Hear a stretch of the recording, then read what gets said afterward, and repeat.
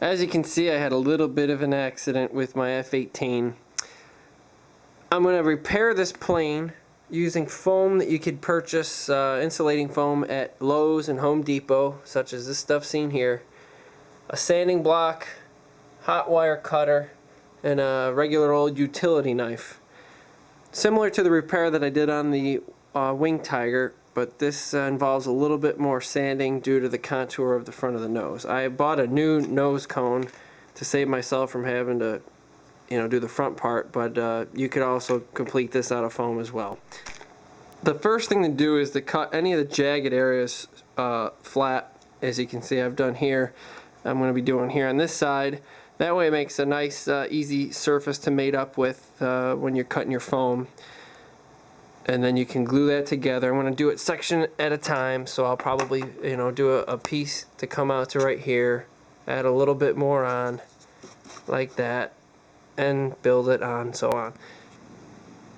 Now that I got this section cleared out and I have a nice straight cut here, I can take this block of foam which I cut and I can fit it into here nice and snug, because you gotta have a surface for the glue to stick on, and I'll make my cut, make it just a rectangle, and then I can go back later and shape it to the contour of the jet.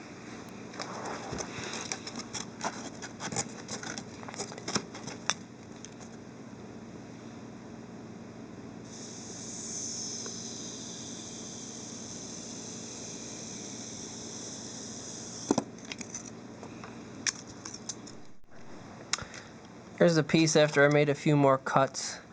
It's not pretty yet, but it's not a big deal because we're going to sand it down. You always want to err on the side of caution and make it bigger than what it really needs to be. And in this case, I came pretty darn close, but we still got some room to trim away.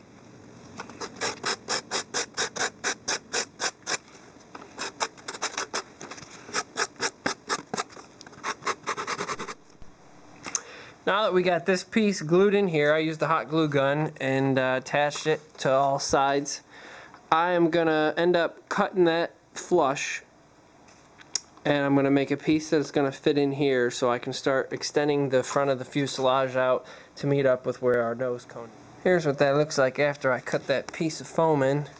I already hot glued it, and you can see that I'm going to have to cut this all flush, and then I'll start to shape it a little bit more. I just did a very crude job. You can see it sticks out quite a bit. I'm going to have to do some sanding, whereas at this side I already did a decent amount of sanding. It's pretty flush already.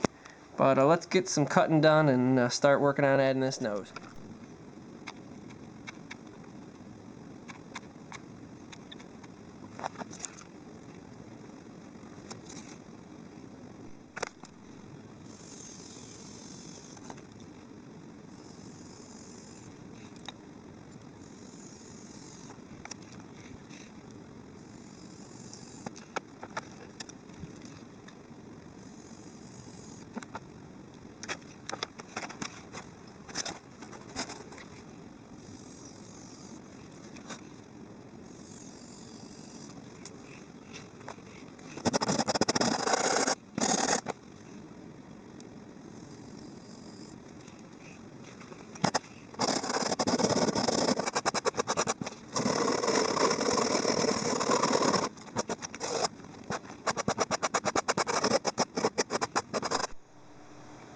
Alright, we got the first section shaped and glued. I'm going to go over it, with a final sanding, but not until I get every single piece in place before the nose cone is prepared to be added. So let's add some glue, put this next chunk on, cut it to the shape, sand it down, and see where we're at then.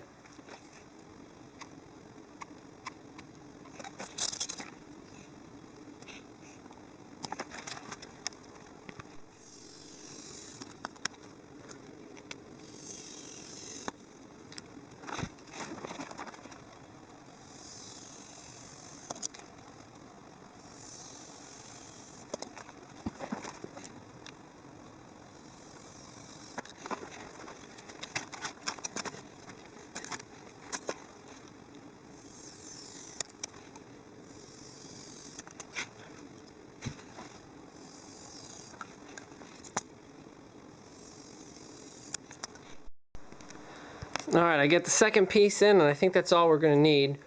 I have my replacement nose cone, and what I did is I just held the nose cone up there to the piece of foam, sanded down until I got to the approximate shape.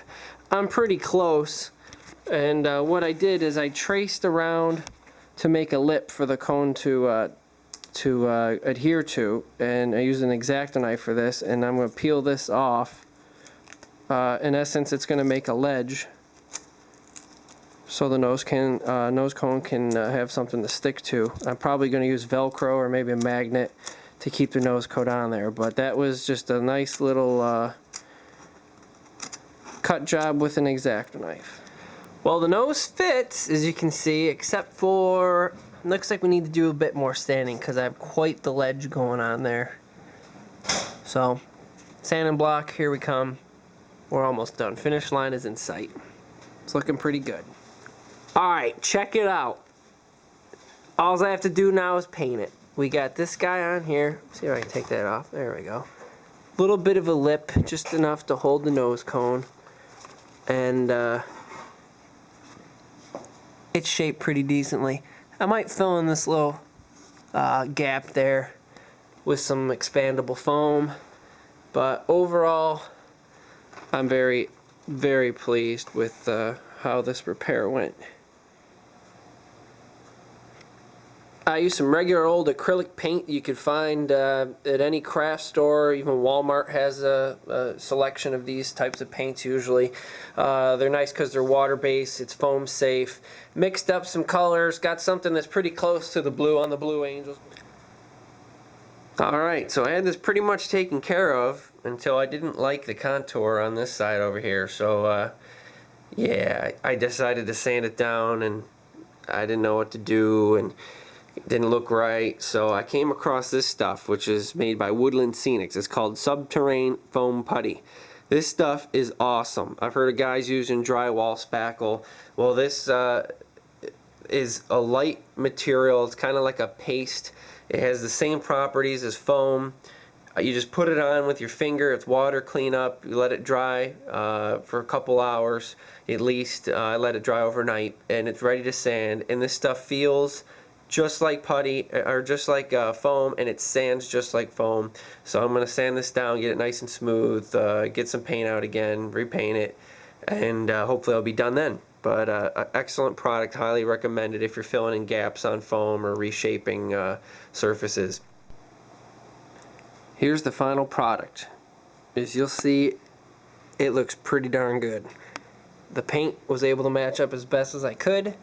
The contours all look pretty decent. From a distance, you wouldn't even be able to tell that this thing had ever even been in a wreck. And as far as this stuff goes, the Woodland Scenic Subterranean Foam Putty, it is awesome. See if I can get the light here just right. You can see this is a little porous. It's okay. It's acceptable, but it's not as awesome as this side is. You can see right here is where the patch was made because I didn't like the exact contour, and it's awesome. I think if I do future projects, I might coat the entire piece of foam with the Woodland Scenics product, just because it gets such a smooth finish. But I hope this was of interest and maybe help some people figure out how to make some repairs to their EDFs to get them back up in the air without having to spend crazy money on fuselages if they're even in stock. And just using some foam pieces, some glue, regular old acrylic paint, the Subterranean Foam Putty from Woodland Scenics, and any other craft materials you might have laying around the house to make an easy repair that looks good and is functional.